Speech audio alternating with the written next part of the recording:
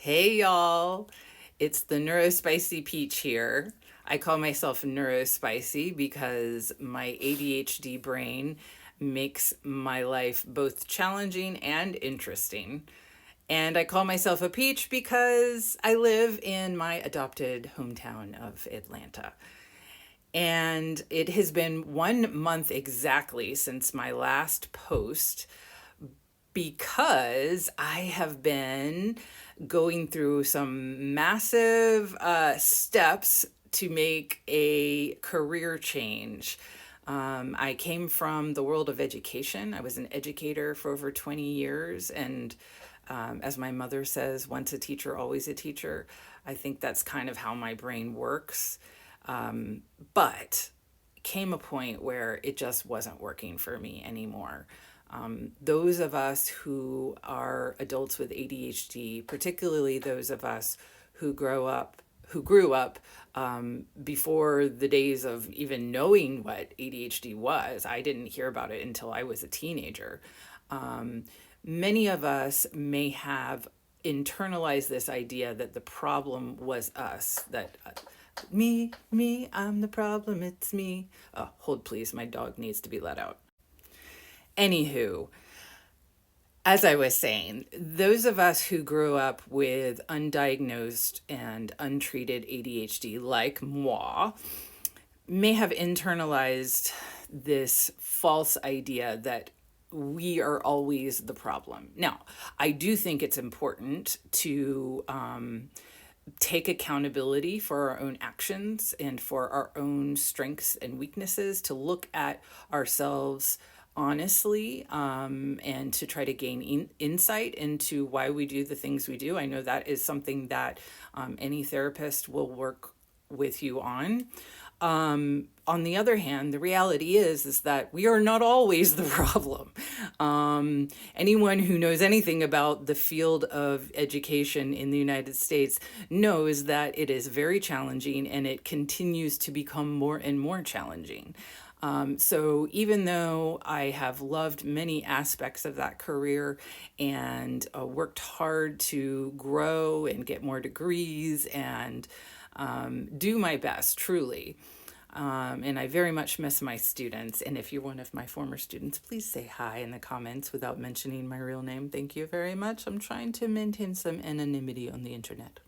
Anywho, so yeah, that was a wonderful career, but in many ways it was very difficult and very challenging. And I just hit the end of my rope, and knew I needed to make a change to for my own happiness.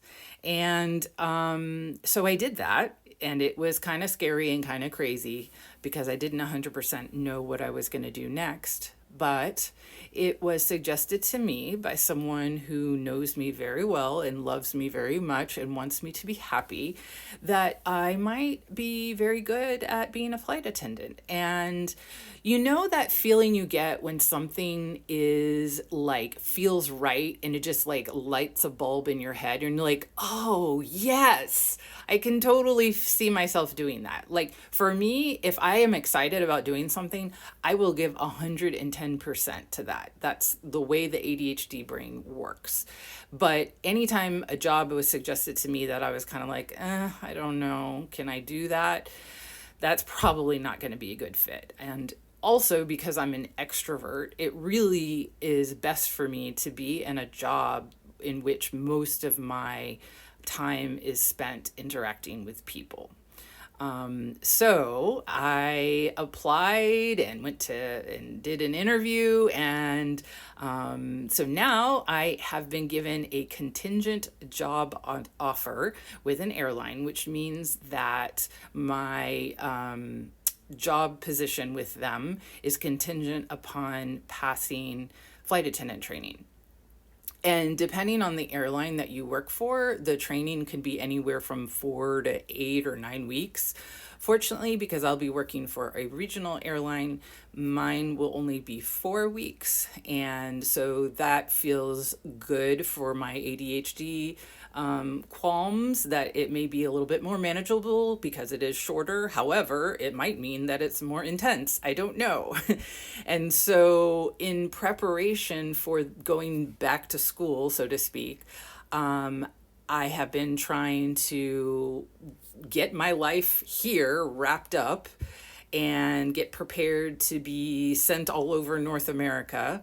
I don't yet know where I will be based, and for a while, that will be the place where I will spend the bulk of my time while I'm on reserve, which basically is like an on call period of time new flight attendants usually have to go through. It's like being a substitute flight attendant where you're and I've been a substitute teacher, so I kind of know how that works, where you just need to be housed close to your base airport. So during that time, I more than likely will not be here in Atlanta. Fortunately, I have family who can help take care of my dog so that I can really pursue this. And indeed, without family support, I don't think I would have been able to make this transition. Family support is really key to those of us with ADHD.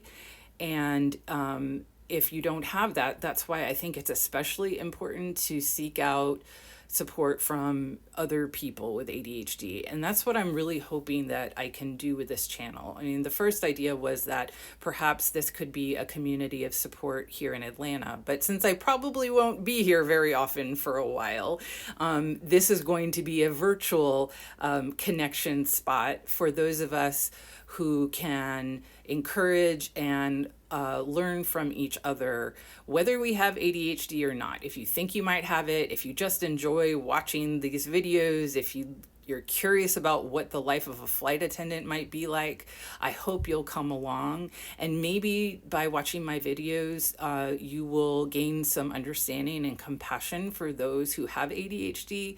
I know for a long time, and I include myself in this, it was stigmatized. It still is. And there still is some lingering sentiment of like, well, that's not real. You're just making that up. You're just making excuses. Oh, he's hyperactive. She's hyperactive. She's whatever. It is very real. And like I said, it's important to take accountability, but it's also important for people to understand what it's like to be a person with attention deficit hyperactivity disorder, which, by the way, is a terrible name, and there are people suggesting better names. It's not that I can't always give attention. Sometimes I give too much attention, and I can't stop giving attention to something. It entails a lot of different things about the way the executive functioning system in my brain works and doesn't work. And even I have been continuing to learn. A lot of new research has been discovered in the last 20 years since I was, probably more than 20 years since I was diagnosed. So I'm continuing to learn, but I'm also taking the step of creating this channel and asking for your support and your experience, your wisdom as well. I don't pretend to be an expert. I'm just going to be sharing my journey, my literal journey, as well as my ADHD journey with you. So I hope you'll come along for the ride. I'll see y'all on the next video.